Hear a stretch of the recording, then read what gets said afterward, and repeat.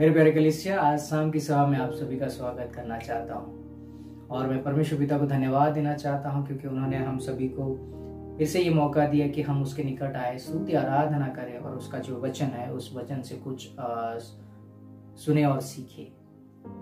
और मैं परमेश्वर को इसलिए धन्यवाद देता हूं क्योंकि उन्होंने हमको हमारे सारे बीमारियों से बचा के रखा है, हमारे शत्रुओं से हमको बचा के रखा है। इसलिए मैं परमेश्वर को धन्यवाद देता हूँ। और परमेश्वर का वचन कहता है कि हमको चाहे कोई भी समय हो उसको धन्यवाद देना जरूरी है। हमारे रास्ते पे बहुत सारे तकलीफें आएंगे, मुसीबतें आएंगे, लेकिन उस समय में भी हमारा परमेश्वर हमको छोड़ता नहीं है। इसीलिए हम हमारे परमेश्वर को धन्यवाद देना जरूरी है। और भजन संहिता में ऐसे लिखा जाता है कि हे परमेश्वर, मेरा हृदय स्थिर है, मैं गाऊंगा, मैं अपनी आत्मा से भी भजन गाऊंगा। हे सारंगी और वीणा जागो, मैं आपको फोड़ते जाग उठूंगा। हे यहोवा, मैं देश देश के लोगों के मध्य में तेरा धन्यवाद करूंगा और राज्य राज्य के लोगों में मध्य में तेरा भजन गाऊंगा, क्योंकि तेरी करुणा आकाश से भी ऊंची है और तेरी सच्चाई आकाश मंडल तक है। हे परमेश्वर, तू स्वर्ग के ऊपर हो और तेरी महिमा सारी पृथ्वी के ऊपर हो, इसलिए कि तेरे प्रिय छुड़ाए जाए तो अपने दाहिने हाथ से बचा ले और हमारी विनती सुन ले। तो ये वचन पर हम सभी को आशीष प्रदान करें। आइए हम स्तुति आराधना करने से पहले प्रभु परमेश्वर के निकट आते हैं और प्रार्थना करते हैं ताकि वो हमारे साथ रहे। धन्यवाद, स्तुति आराधना पाने वाले परमेश्वर, हम तेरे नाम को धन्यवाद देते हैं पिता, क्योंकि तू महान है, तू राजाओं का राजा है। तूने हम सभी को ये मौका दिया कि हम तेरे निकट आ सके और तेरा स्तुति आराधना कर सके।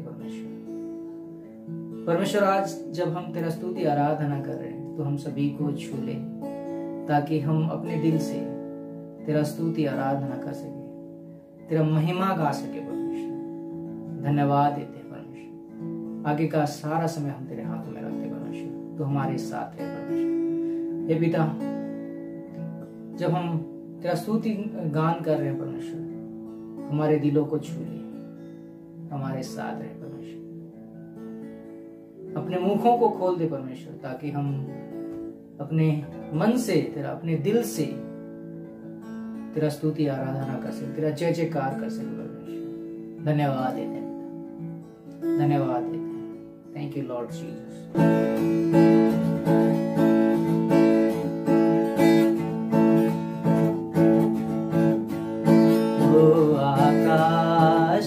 चंद्रमा स्तुति करो सारा भूमंडल, आकाश सूर्य चंद्रमा स्तुति करो सारा भूमंडल।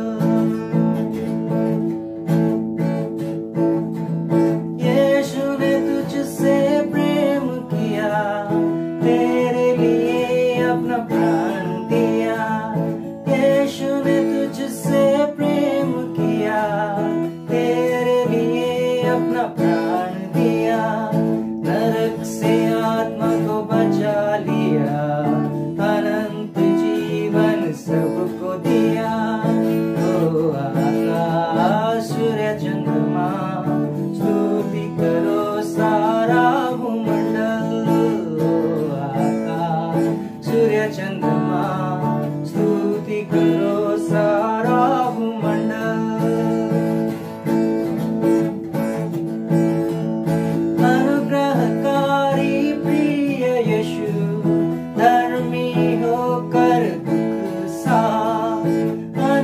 आकारी प्रिय यीशु, धर्मी होकर दुख सा हरा दिया बैरी शैतान को, मृत्यु पर यीशु विजयी हुआ।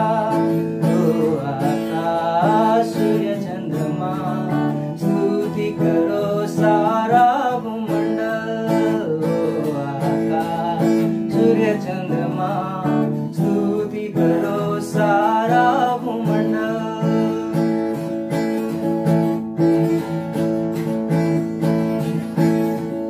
दूतों ने सुनाया सुसमाचार, यीशु जी उठा है जरूर। दूतों ने सुनाया सुसमाचार, यीशु जी उठा है जरूर। जाके बताओ ये समाचार, गाते बजाते गाते जय जयकार। ओ आकाश सूर्य चंद्रमा स्तुति करो सारा भूमंडल।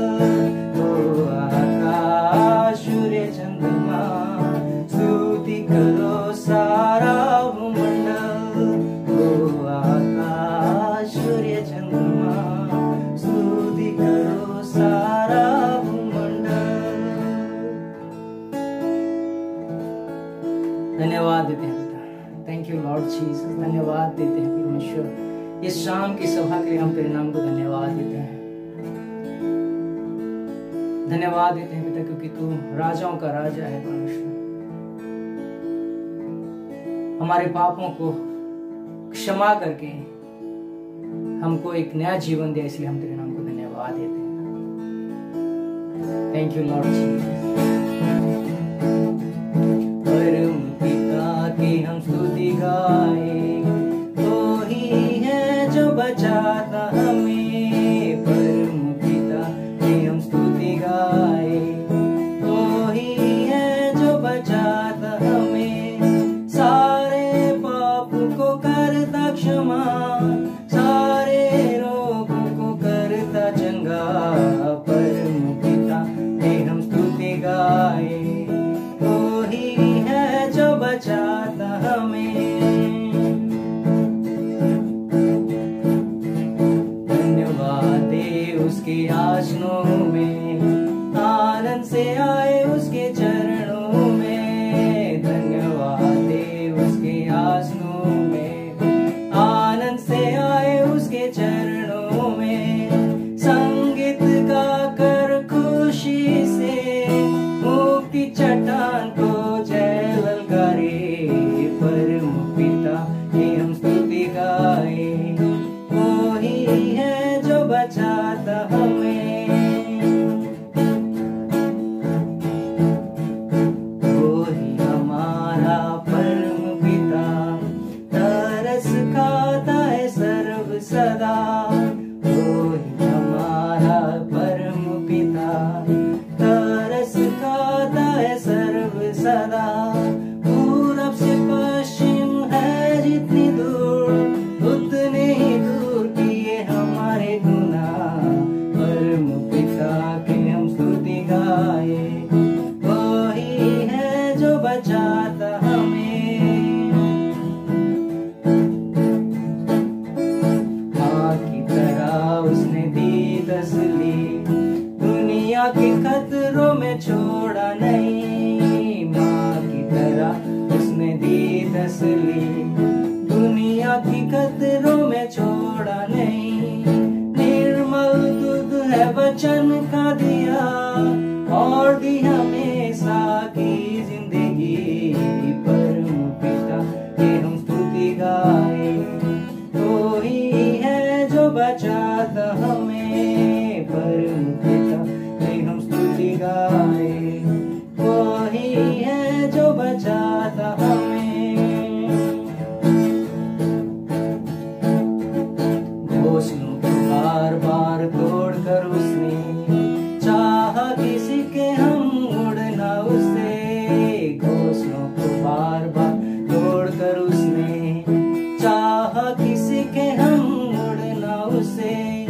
पारों पर उठाया उकाब की तरह, ताकि हमको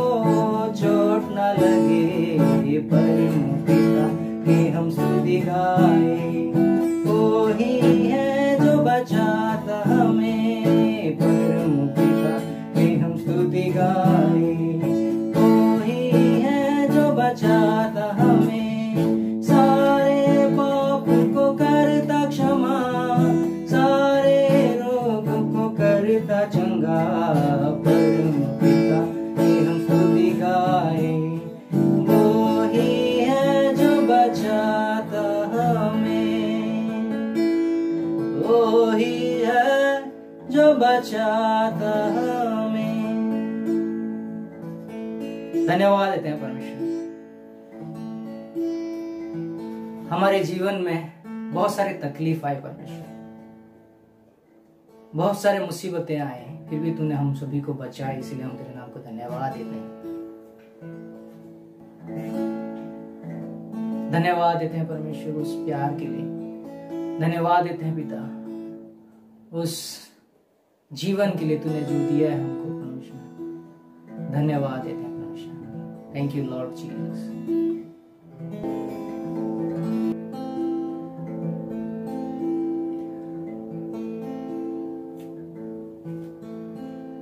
पवित्र अति पवित्र स्थान में ले चल प्रभु, मुझको तू अपने लहू से धो दे मेरे प्रभु। तेरे सामने झुकते हैं, सजदा हम करते हैं, आत्मा और सच्चाई से आराधना करते हैं, आत्मा और सच्चाई से आराधना करते हैं।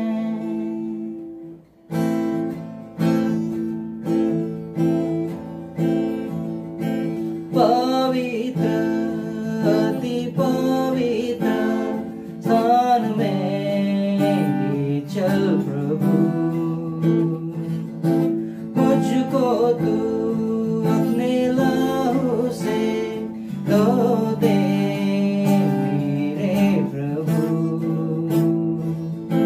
पवित्र अति पवित्र स्थान में चल प्रभु,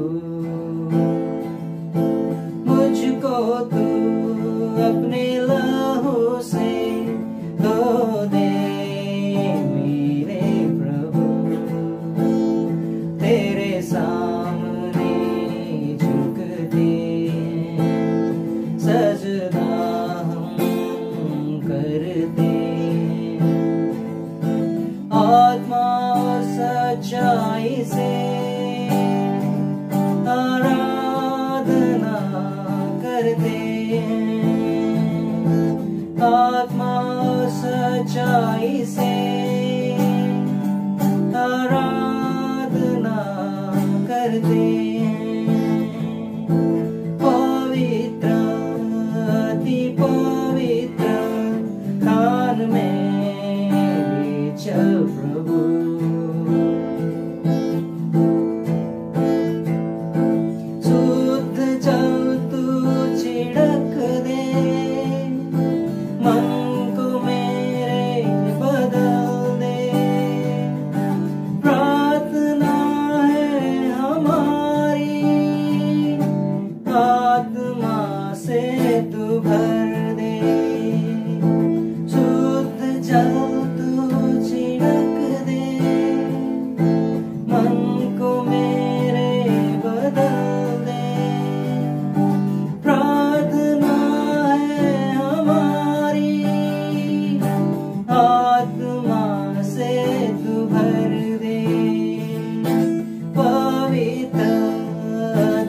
पवित्र स्थान में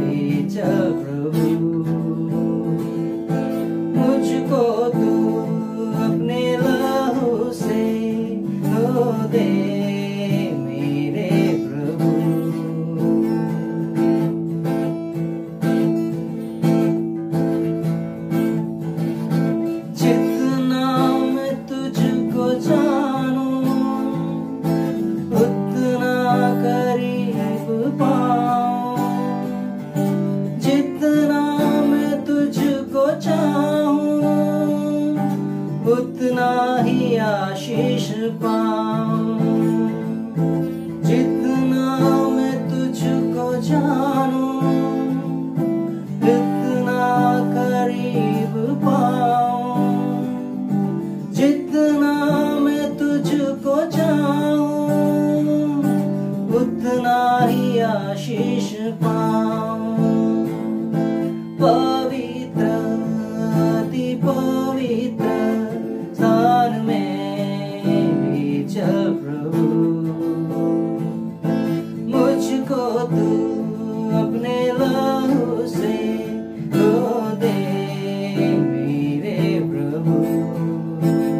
तेरे सामने झुकते हैं, सजदा हम करते हैं।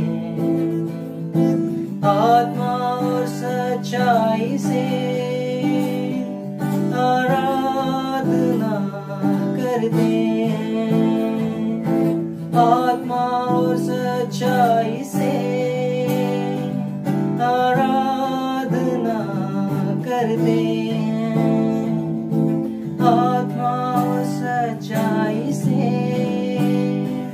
आराधना करते हैं। पवित्र अति पवित्र स्थान में ले चल प्रभु। पवित्र अति पवित्र स्थान में ले चल प्रभु। पवित्र अति पवित्र स्थान में ले चल प्रभु।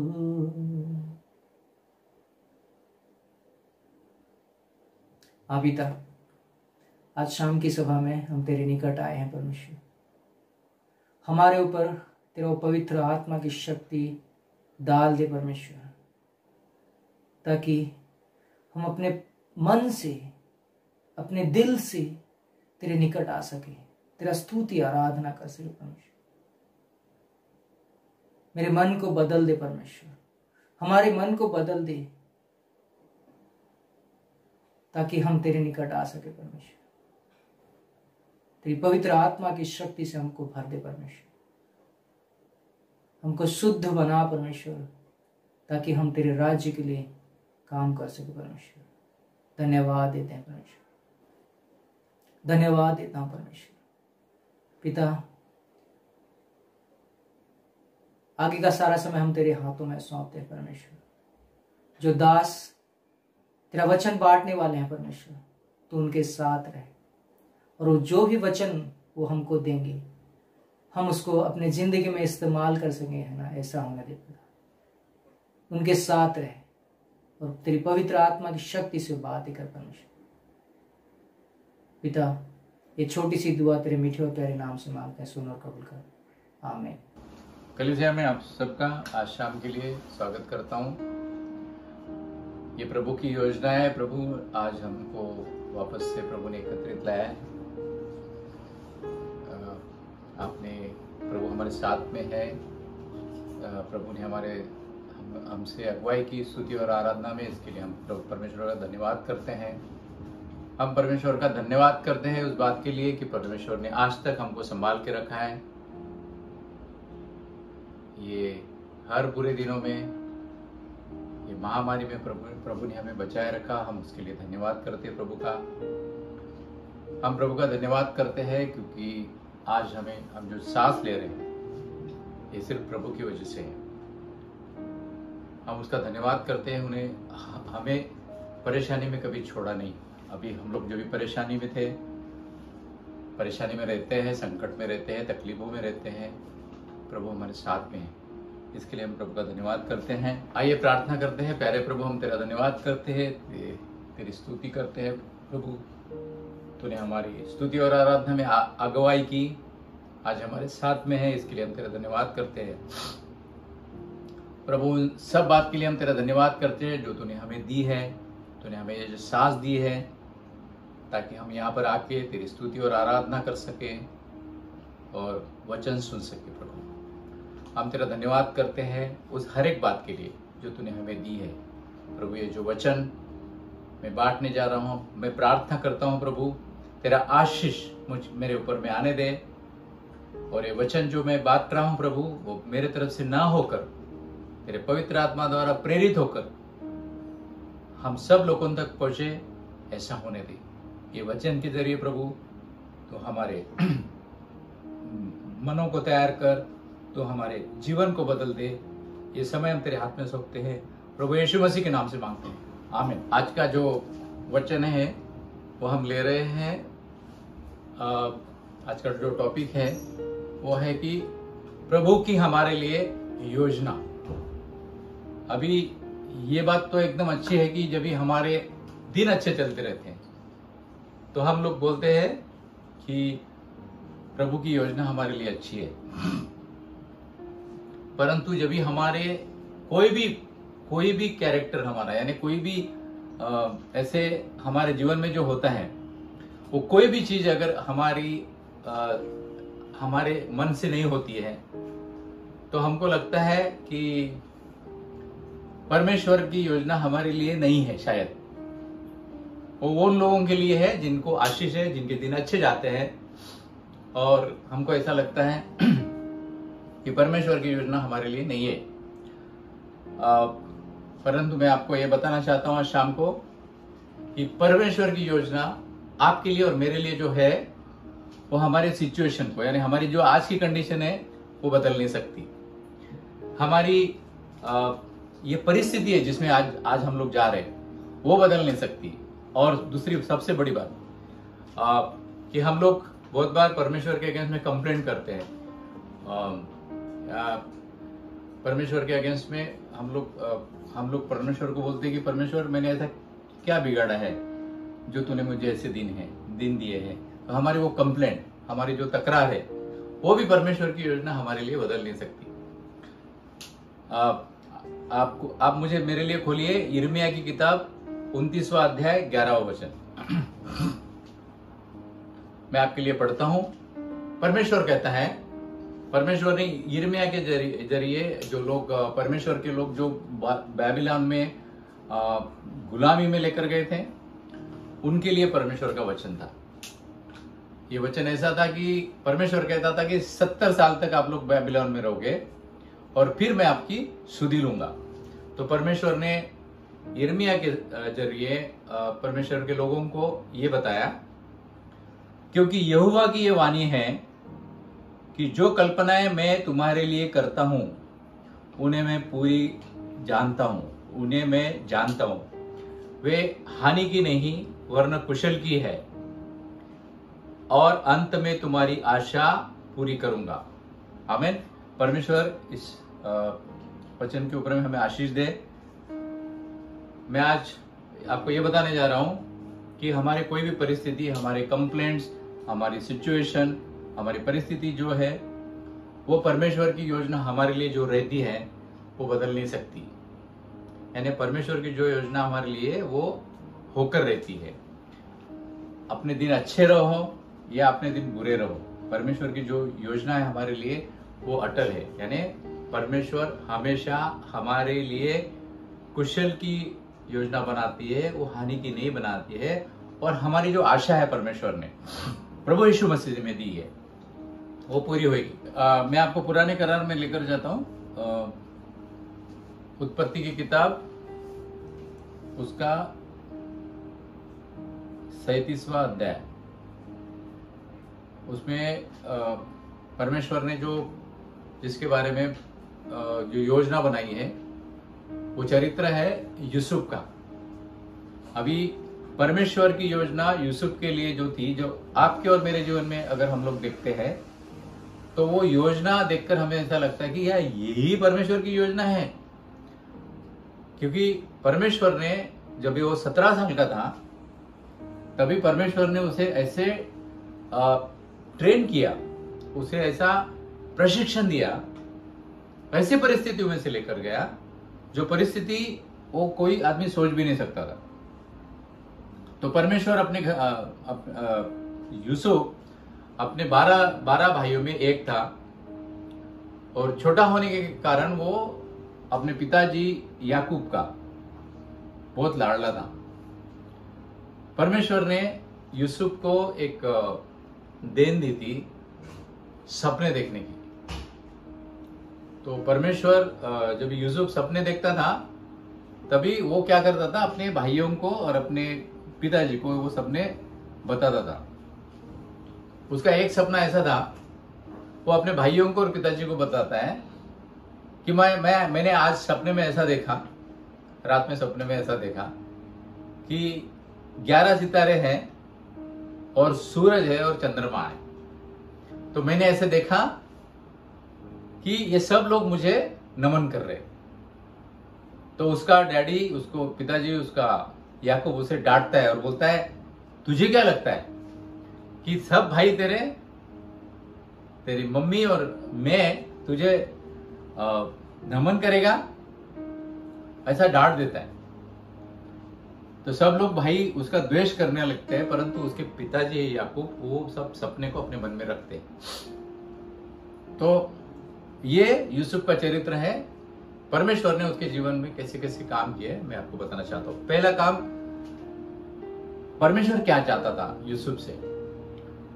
ये भाई लोगों ने उसे एक गड्ढे में फेंक दिया, वो मैं बता रहा हूं। परमेश्वर चाहता है आपसे और हमसे, जैसे यूसुफ से परमेश्वर ने चाहा कि वो अपने आप को गड्ढे में, अपने भावनाओं को, अपने पूरी तरह से अपने व्यक्तिमत्व को रिक्त करे, यानी खाली करे। आप मेरे लिए ओपन करो उत्पत्ति की किताब 37वां अध्याय 12 से लेके 24 तक मैं आपके लिए पढ़ता हूं। Genesis 37 12 to 24। और उसके भाई अपने पिता की भेड़ बकरियां को चराने के लिए शकेम हो गए। तब इज़राइल ने यूसुफ से कहा, तेरे भाई तो शकेम में भेड़ बकरी चरा रहे हैं, सो जा, मैं तुझे उनके पास भेजता हूं। उसने उससे कहा, जो आज्ञा मैं हाजिर हूं। उसने उससे कहा, अपने भाई और भेड़ बकरियों का हाल देखा कि वे कुशल तो है, फिर मेरे पास आकर समाचार लिया। तो उसने उनको हेब्रोन की तराई से विदा कर दिया और शकेम में आ गया। और किसी मनुष्य ने उसको मैदान में इधर उधर भटकते हुए पाकर उससे पूछा, तू क्या ढूंढता है? उसने कहा, मैं तो अपने भाइयों को ढूंढता हूँ, कृपा करके मुझे बता कि वे भेड़ बकरियां कहाँ चरा रहे हैं। उस मनुष्य ने कहा, वे तो यहाँ से चले गए हैं। और उनको यह कहते सुना कि आओ हम दोतान को चले। सो यूसुफ अपने भाइयों के पास चला गया और उन्हें दोतान में पाया। और जो ही उन्होंने दूर से आते देखा तो उसके निकट आने के पहले ही उसे मार डालने की युक्ति की। और वे आपस में कहने लगे, देखो वह स्वप्न देखने आ रहा है, सो आओ हम उसका घात करके उसे किसी गड्ढे में डाल दें। और वह यह कहकर कि कोई दुष्ट पशु उसको खा गया, फिर हम देखेंगे कि उसको स्वप्न का फल क्या होगा। यह सुन के रूबेन ने उसको उनके हाथ से बचाने की मनसा से कहा, हम उसका प्राण से तो न मारे, हम उसको प्राण से तो न मारे। फिर रूबेन ने कहा, लहू मत बहाओ, उसको जंगल के इस गड्ढे में डाल दो और उस पर हाथ मत उठाओ। वह उसको उनके हाथ से छुड़ाकर पिता के पास फिर पहुंचाना चाहता था। सो ऐसा हुआ कि जब यूसुफ अपने भाइयों के पास पहुंचा तब उन्होंने उसका रंगी बिरंगा अंगरखा जिसे वो पहने हुए था उतार दिया और यूसुफ को उठाकर गड्ढे में डाल दिया। पर गड्ढा तो सूखा था और उसमें कुछ जल न था। यह है यूसुफ की उसके भाइयों की कहानी। वो सपने देखने वाला और पिताजी का लाडला था, इसलिए उनको उनका बहुत द्वेष आता था। तो एक बार पिताजी ने यानी याकूब ने उनको यूसुफ को बताया कि जाके अपने भाइयों का हाल चाल देख के आ, क्योंकि वो जानवर चराने के लिए गए थे। जब ये भाई को आते हुए देखा तो उन्होंने बोला कि हम देखते इसके सपने का क्या होता है, इसके कपड़े उतार के हम उसको गड्ढे में डाल देते हैं। उसी प्रकार उन्होंने उसको गड्ढे में डाला। यहाँ गड्ढे में डालने के बाद में क्या करता है कि यूसुफ गड्ढे में था, गड्ढे में चारों तरफ दीवारें थी, हम लोग देखते हैं दीवारें रहते हैं कुएं में, गड्ढे में, उसके सिवा उसको कुछ नहीं दिखता था और सिर्फ वो ऊपर की तरफ देख रहा था कि मुझे कौन बचाएगा। और उसके पास में सिर्फ एक ही रास्ता था कि उसको सिर्फ परमेश्वर बचाएगा। यानी जब ऐसी परिस्थिति आती है, यूसुफ के जीवन में ऐसी परिस्थिति आए, उसके खुद के भाइयों ने, जो उनके रिश्तेदार थे, खून का संबंध था, उन्होंने उसको गड्ढे में डाल दिया। तो यूसुफ ने सिर्फ परमेश्वर की तरफ देखा। हम अपने जीवन में क्या करते हैं जब ऐसी परिस्थिति आती है कि हमको कोई भी रास्ता नहीं दिखता है, तब हम लोग क्या करते हैं? हम लोग कोई इंसान से मदद मांगते हैं, हम जहां पर काम करते हैं उससे मदद मांगते हैं, या हम लोग परमेश्वर की तरफ देखते हैं? परमेश्वर यूसुफ के जीवन में ये बदलाव लाना चाहता था कि एक्सट्रीम परिस्थिति में, एकदम खराब परिस्थिति में, जहां पर कोई रास्ता नहीं दिख रहा था, यूसुफ किधर देखेगा? तो यहां पर हमको दिखता है कि यूसुफ सिर्फ चारे दीवारें दिखते थे और वो सिर्फ ऊपर देख रहा था, यानी परमेश्वर की तरफ देख रहा था कि परमेश्वर उसको बचाए। ये पहला पॉइंट है। इससे हमको लेसन ये मिलता है कि क्या हम विकट परिस्थिति में, अत्यंत खराब परिस्थिति में परमेश्वर की तरफ में देखते हैं क्या? अगर ऐसा है करते हैं तो आपका और मेरा पहला कसौटी जो है उससे हम खरे उतर सकते हैं। यानी एक्सट्रीम खराब परिस्थिति में, विकट परिस्थिति में हम परमेश्वर की ओर नजर लगाए बैठते हैं। यह परमेश्वर चाहता है हमारे जीवन में, ना कि किसी आदमी की या कोई इंसान से मदद मांगता है। ये पहला पॉइंट। फिर हमने उधर देखा, इधर क्या देखते हैं कि एक लोगों का जमाव आते दिखता है। वो इस्माइल जो उनका इसके भाई थे, अब्राहम के बड़े भाई थे, इस्माइल, उनका एक ताफा वहां से गुजर रहा था और ये भाई लोगों ने देखा कि इसको, यूसुफ को उनके हाथ में बेच दिया जाए। तो ऐसा हो गया कि ये जो ताफा है वो मिस्र देश को जाने वाला था, तो उन्होंने उसको वहां पर बेच दिया, अपने छोटे भाई को बेच दिया। यानी वो बंदी बनाकर, गुलाम बनाकर वहां से लेकर गए मिस्र देश में इस्माइल के लोग। हम यहाँ पर देखते हैं कि ये लोगों ने क्या किया, जिन्होंने उनको भाइयों से खरीदा था, उन्होंने क्या किया, उसको लेके जाकर मिस्र देश में एक जल्लाद लोगों का प्रधान था, उनके हाथों में सौंप दिया। बराबर है। तो दूसरा पॉइंट ऐसा है कि उनको आशीष जो घर में मिलता है, या जिसकी इस्माइल अपना यूसुफ जहां पर गए वो घर आशीषित किया।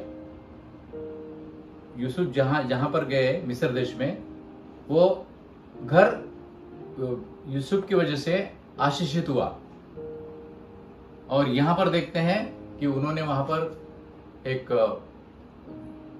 जल्लादों का प्रधान था और उसका नाम था पोटीफर। तो पोटीफर के घर में जाके उसको रख दिया। बाइबल ऐसा बताती है, आप बाद में पढ़ना, उत्पत्ति की किताब 29वां अध्याय 120 में, जेनेसिस 39:1-20 में ऐसा बताया है कि यूसुफ जब भी पोटीफर के घर में गया, तभी यूसुफ की वजह से वो घर आशीषित होने लगा। जिस काम में भी यूसुफ डालता था हाथ, वो काम के लिए परमेश्वर वो घर के मालिक को आशीषित करता था। ये बात वो पोटीफर के यानी जल्लादों के प्रधान के ख्याल में आई, तो उन्होंने अपने घर के हर चीज के ऊपर में, नौकरों को देखना, घर में राशन लेना, घर में नौकरों को देखना, सब काम करना, घर की सब रखवाली करना, ये उन्होंने क्या किया, यूसुफ के हाथ में दे दिया। तो यूसुफ की वजह से वो घर आशीषित हुआ। हम यहाँ पर देखते हैं कि जैसे जैसे घर आशीषित हुआ, तभी जो पोटीफर ने बताया यूसुफ को कि मुझे छोड़कर और मेरे परिवार को छोड़कर ये सब की सब चीजें तेरे अंडर में रहेगी, और तू मुझे मेरे घर का हिसाब भी नहीं देखेगा, तुम सब देखेगा। यहां पर बाइबल में बताया है कि यूसुफ देखने के लिए बहुत सुंदर था, हम बोलते हैं ना हैंडसम था।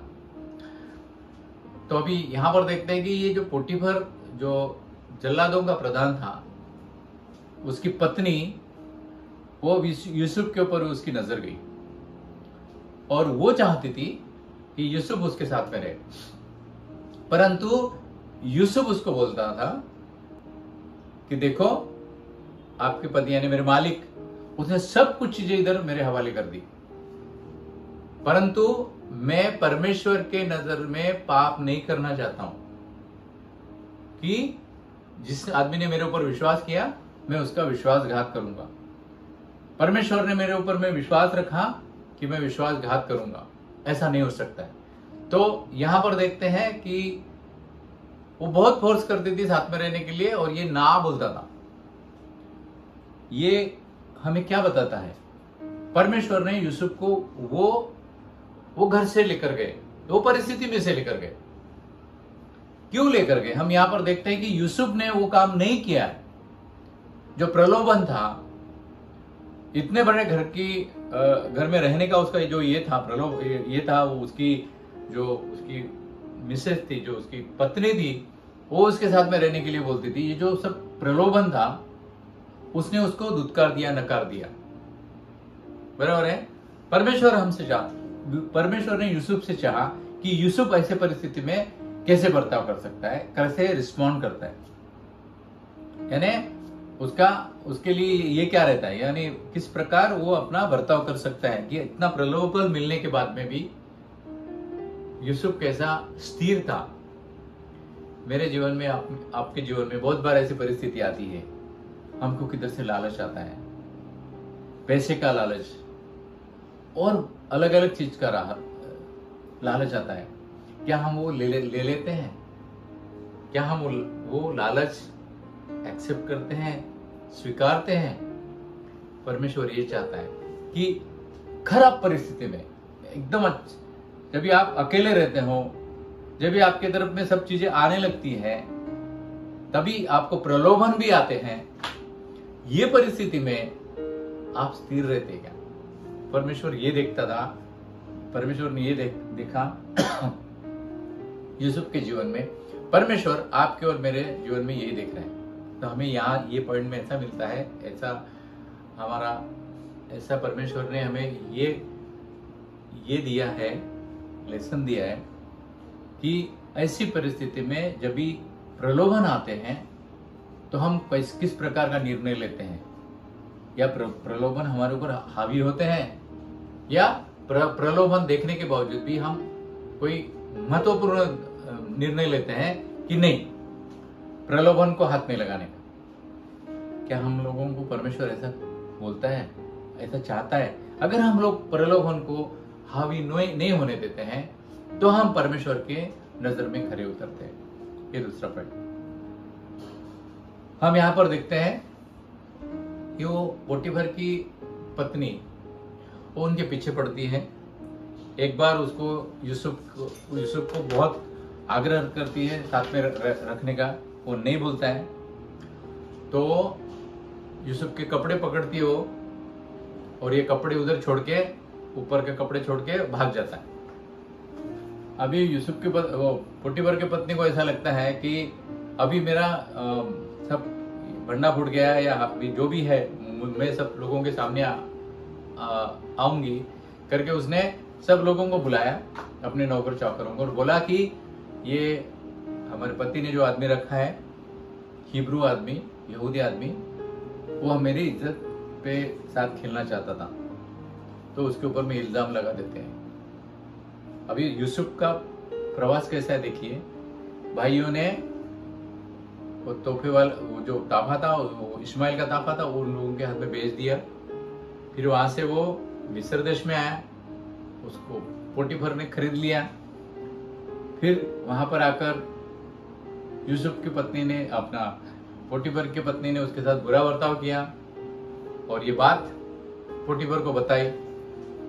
पोटीफर ने क्या किया, उसको क्रोधित होकर जेल में डाल दिया।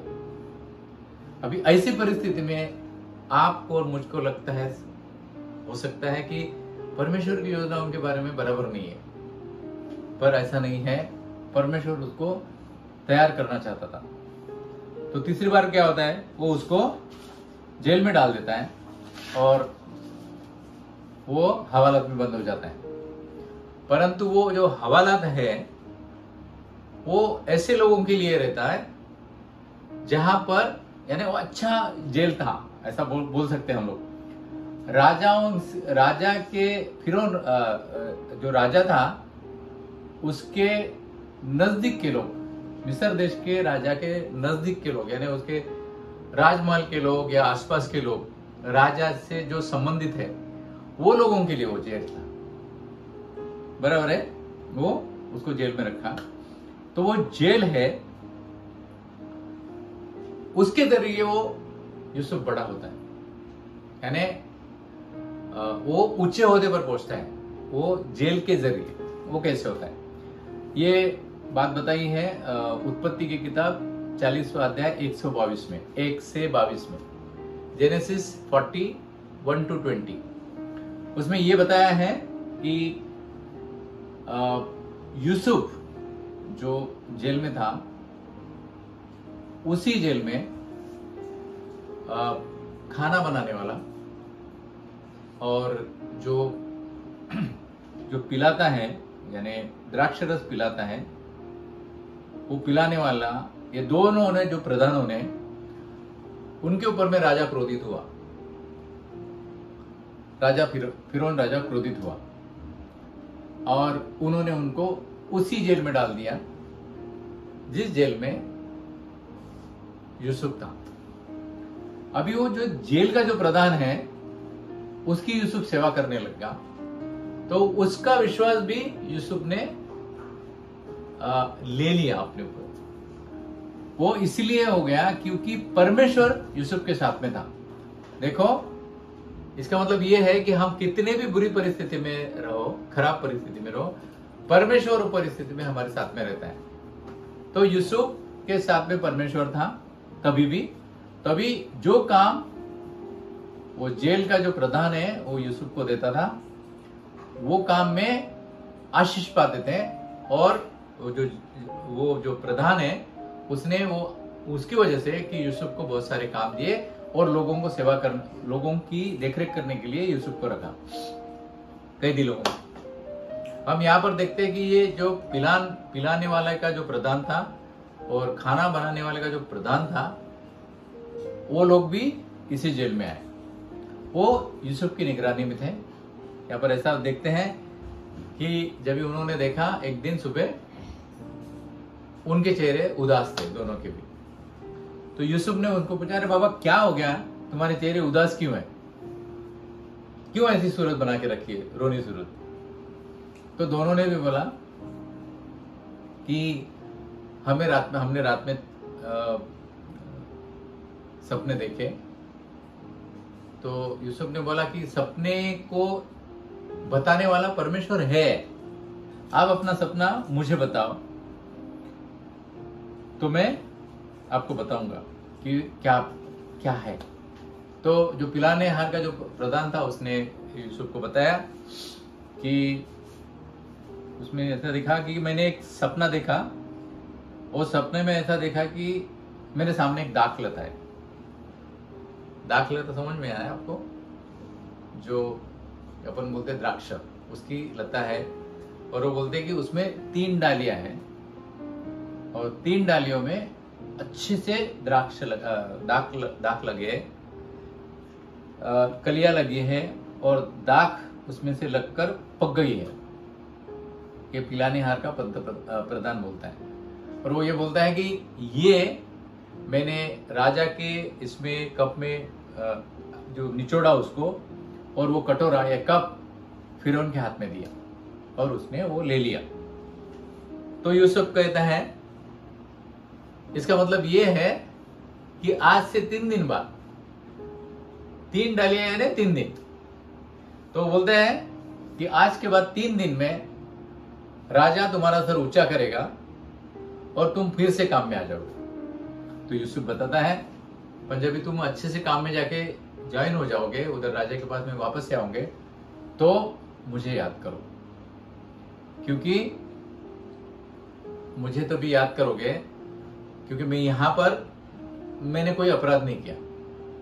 मैं यहां पर फिर पोटीफर के घर में बेचा गया, फिर वहां से भी मैंने कोई ऐसा गुनाह नहीं किया जो मैं यहाँ आज जेल में हूं। तो तुम जब भी राजा के पास में जाओगे तभी तुम मुझे याद करने का, राजा को बताने का कि मेरी परिस्थिति ऐसी ऐसी है, तो वो मुझे मदद कर सकते हैं, ऐसा बताया। तो वो पिलानेहार का जो प्रधान था उसने हाँ बोला।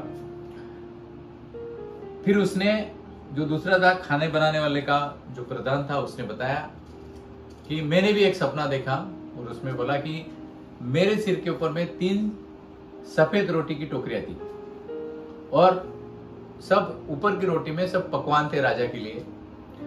और मैंने ये देखा कि वो जो रोटियों को टोकरी थी ऊपर वाली, उसमें से सब रोटियां पक्षी पंछी खा गए। तो उसको बताते हैं यूसुफ कि 3 टोकरियां यानी 3 दिन, और इसका मतलब साफ है, आज के बाद 3 दिन में राजा तुम्हारा सर कटवा देगा, यानी तुमको फांसी हो जाएगी, और ये आकाश के पंछी तुम्हें नोच नोच कर खाएंगे।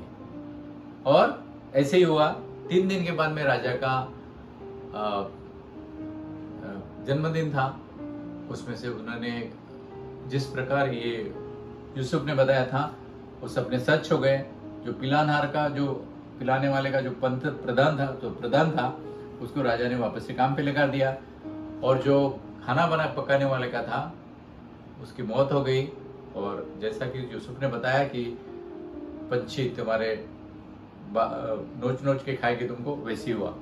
और बाइबल बताती है कि वो बाद में पिलानेहार का जो प्रधान था वो सब बातें भूल गया कि किस प्रकार यूसुफ ने ये किया, उस प्रकार भूल गया।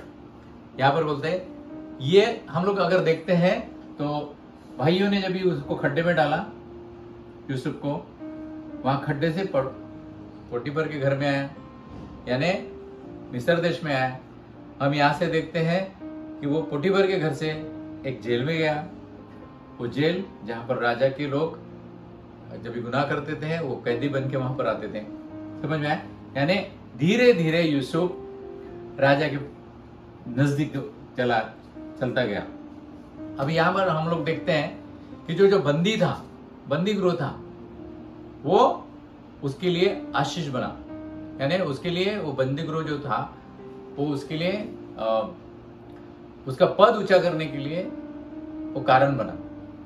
बराबर है? वो क्यों कारण बना? वो इसलिए कारण बना कि यूसुफ में जो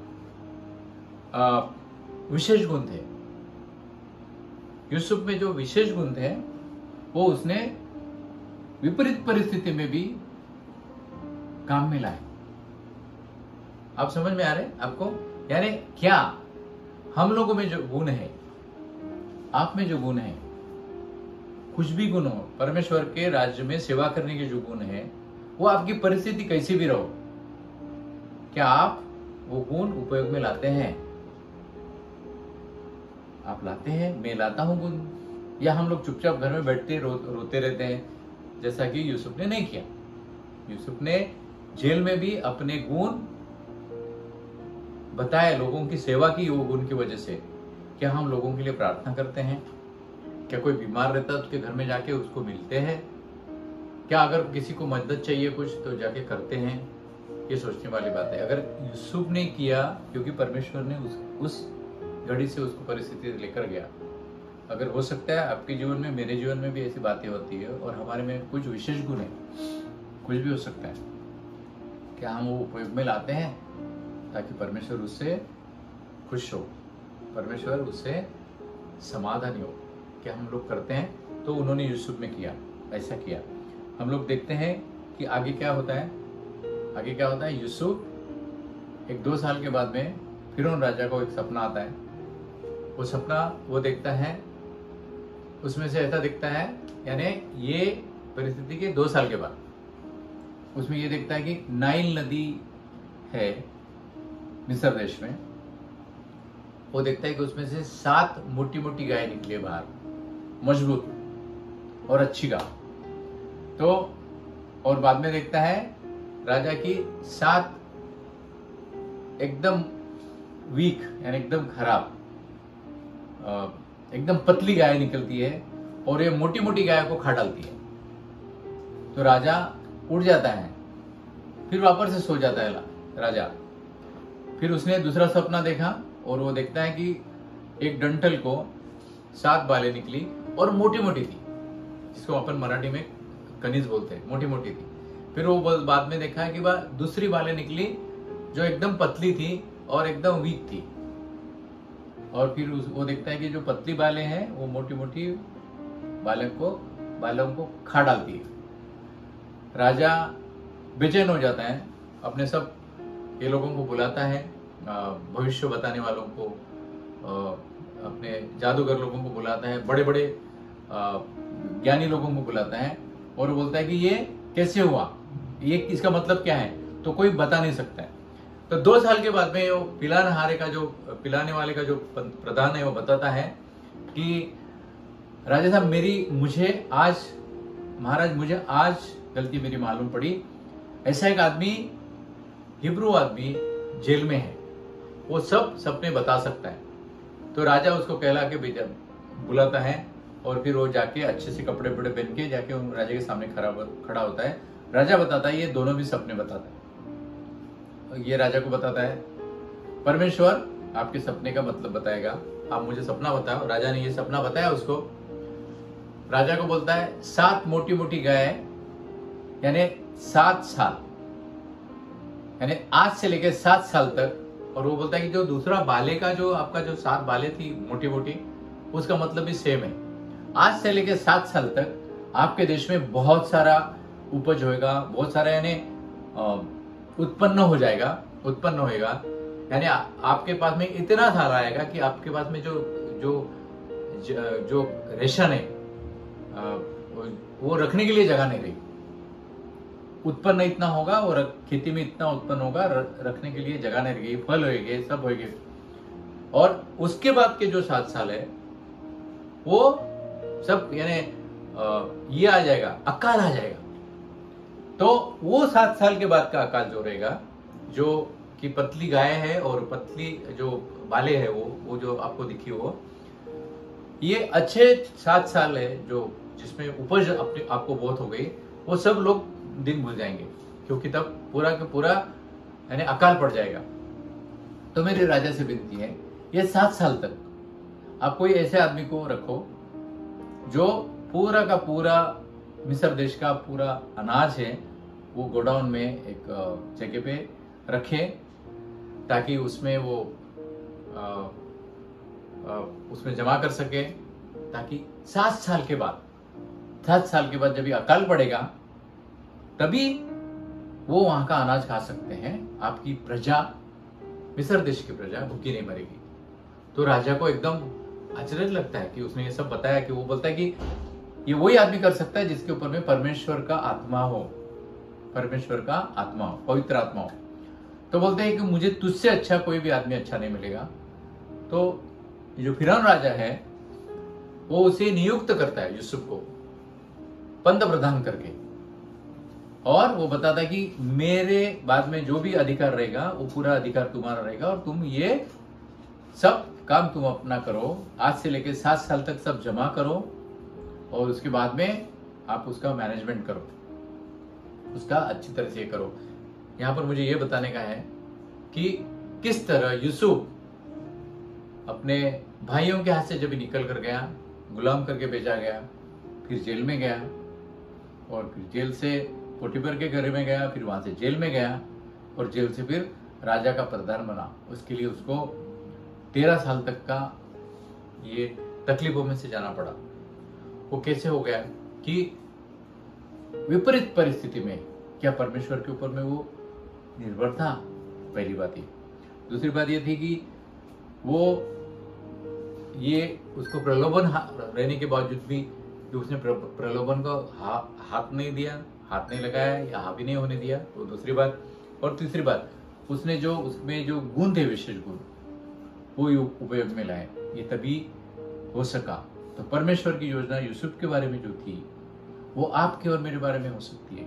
क्या हम विपरीत परिस्थिति में परमेश्वर के ऊपर में निर्भर रहते हैं, या क्या हम प्रलोभन जब भी आते हैं हमारे को, प्रलोभन को हावी होने देते हैं, या परमेश्वर के साथ में विश्वासु रहते हैं। और तीसरी बात, परेशानियों में रहने के बावजूद भी, तकलीफों में रहने के बावजूद भी, कोई भी परिस्थिति में, विपरीत परिस्थिति में, क्या हम अपने विशेष गुण परमेश्वर के लिए उपयोग में ला सकते हैं। हम लोग आज प्रभु भोजन ले रहे हैं। आइए हम, वो परमेश्वर है हमारा, उस परमेश्वर की सेवा करें, जीवित परमेश्वर की। वो कहता है कि मेरी जो योजना है तुम्हारे लिए अच्छी है। क्योंकि परमेश्वर कहता है कि यहोवा की ये वाणी है, जो कल्पनाएं मैंने तुम्हारे लिए करता हूँ उन्हें मैं जानता हूँ, वे हानि की नहीं वरना कुशल की है, और अंत में तुम्हारी आशा पूरी होगी। परमेश्वर का वचन ये कहता है, परमेश्वर का वचन कहता है हमें कि तुम्हारे लिए जो मेरी योजना है वो हानि की नहीं है वरना कुशल की है। और परमेश्वर का वचन कहता है हमें, फिलिप्पो की किताब 1 अध्याय 6वां वचन में कहता है, फिलिप 1:6, और मुझे इस बात का भरोसा है कि जिसने तुम में अच्छा काम आरंभ किया, प्रभु यीशु मसीह, वही उसे यीशु मसीह के दिन के लिए तक पूरा करेगा। हमारा परमेश्वर हमने जो काम शुरू किया वो पूरा करेगा। यानी परमेश्वर का आशीष हमारे ऊपर में हमेशा बना रहेगा।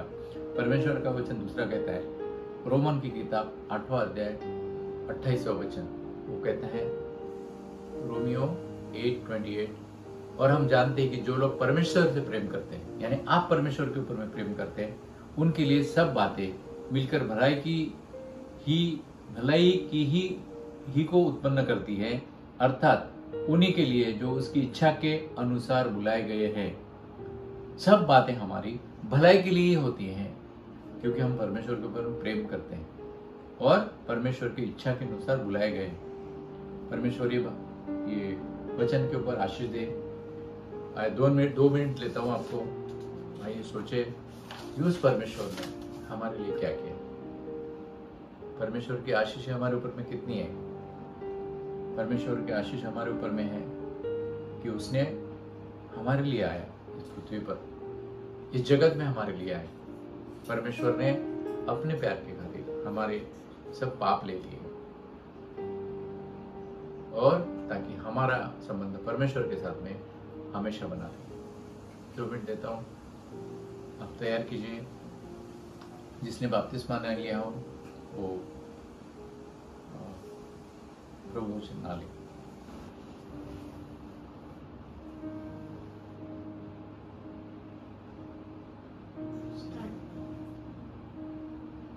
और प्रभु यीशु मसीह जिस रात को पकड़वाया गया, उन्होंने रोटी ली और धन्यवाद करके रोटी तोड़ी और कहा, ये मेरी देह है जो तुम्हारे लिए है, मेरे स्मरण के लिए यही किया करो।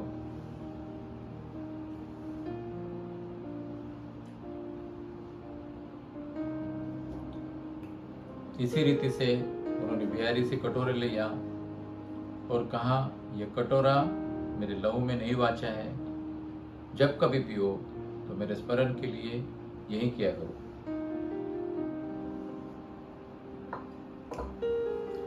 प्रभु ने कहा कि जब कभी तुम इस रोटी खाते हो और कटोरे से पीते हो, तब प्रभु की मृत्यु को जब तक वो वापस न आए प्रचार करते रहो। कलीसिया, आपका और मेरा उद्देश्य ये है जीवन का कि हम जहाँ पर भी जाए लोगों को बताएं हमारे प्रभु यीशु मसीह जिस प्रकार गए उसी प्रकार वापस आने वाला है।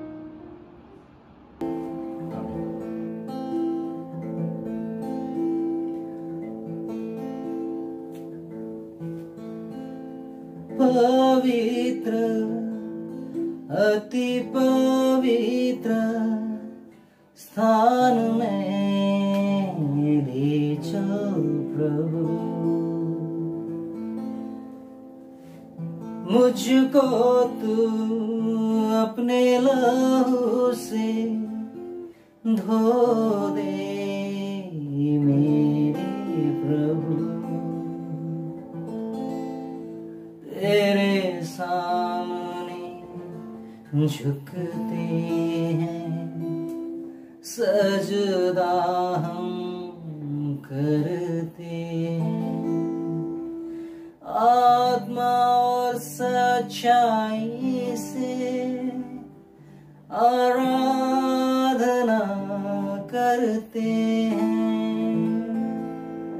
आत्मा और सच्चाई से आराधना करते हैं।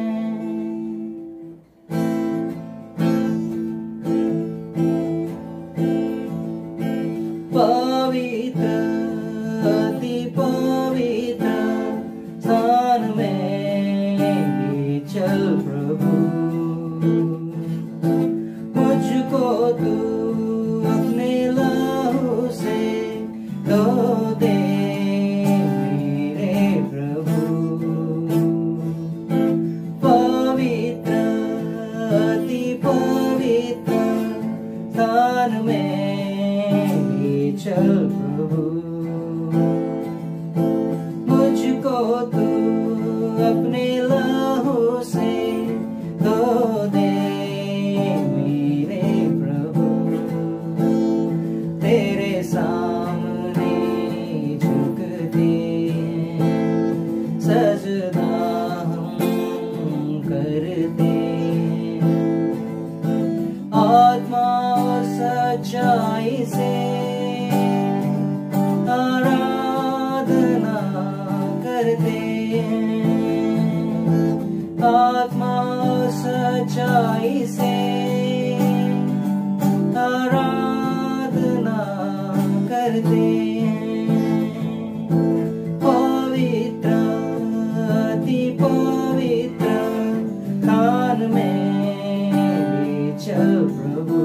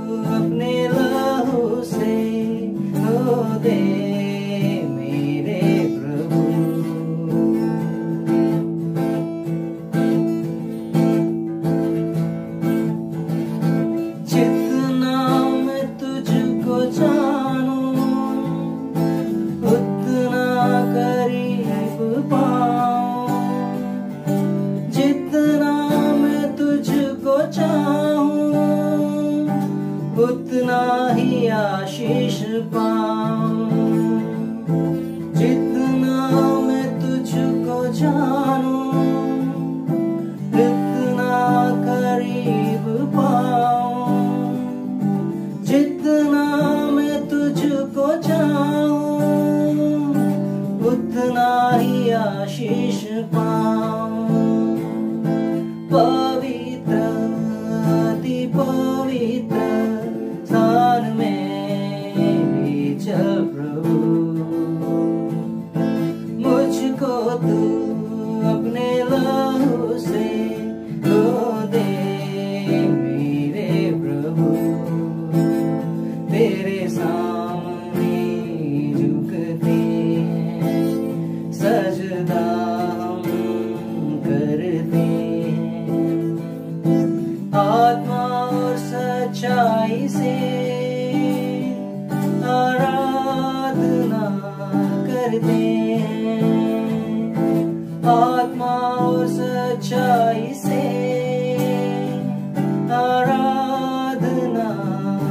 करते हैं, आत्मा सच्चाई से